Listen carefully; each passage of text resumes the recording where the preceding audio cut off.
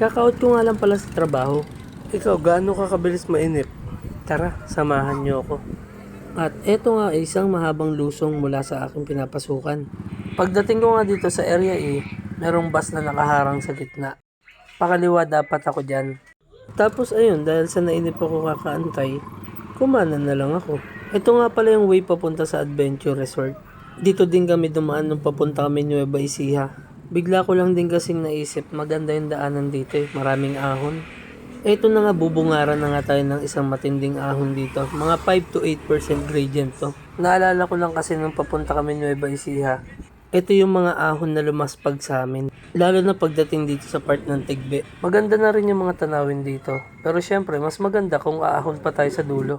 Marami rin mga dumadaan sa sakyan dito kaya dapat samahan nyo rin ng konting pag-iingat. May mga recovery rin naman after ng mga ahon dito kaya hindi kayo masyadong mahihirapan. Mas maganda rin kung magbaong kayo ng ilaw para kung abutin man kayo ng dilim is madali nyo makikita yung mga lubak. Dito nga sa part na to, medyo kinakaya-kaya ko pa. Ayan, nakakapag-video pa nga ako. Pero mahaba-habang ahon na rin yung nadaanan ko dyan. Sabi nga ni Ian Howe, 2024 na, bawal na yung tamad mag-bike. Kaya eto, mag-practice na tayo. Time check, 5:45 na nga at andito na nga tayo sa circle ng North Sagaray. Dumiretso na nga rin ako paanggat kasi gusto ko nang lubos-lubosin yung ride na to. Bigla ko kasi naalala, meron nga palang isang lugar dito na gustong-gusto kong puntahan. Saka palagi naman ganito yung mga nangyayari. Kung kailan ako nagpabike, saka ako naisipan kung saan ako pupunta. At narating ko na nga ang bayan ng Angat. Medyo madilim na rin sa part na to at traffic din sa bandang unahan. Tapos eto, paglagpas nga ng tulay ng Angat, dire-diretso na nga to at paakyat na rin tayo ng bundok. Sobrang dilim sa paligid, parang ayoko nang ituloy lalo na ako lang mag-isa. Pero nung nakita ko tong mga ahon, na-excite ako ulit.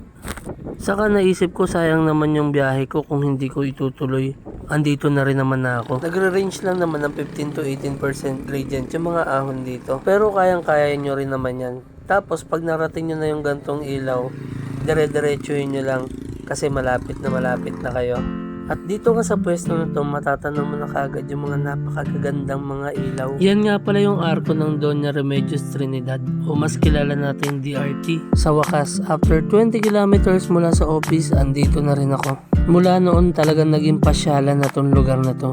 Lalo na ngayon na mas pinaganda pa nila.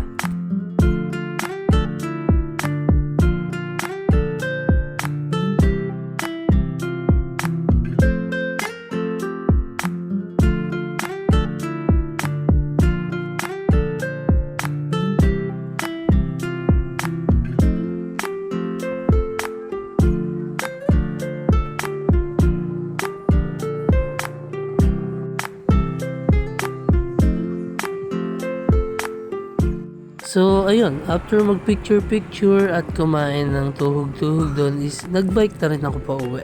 Bigla ko rin kasing naalala medyo malayo pa nga pala yung uwian ko. Tapos mag-isa nga lang pala ako. Medyo delikado kung magpapagabi pa ako lalo.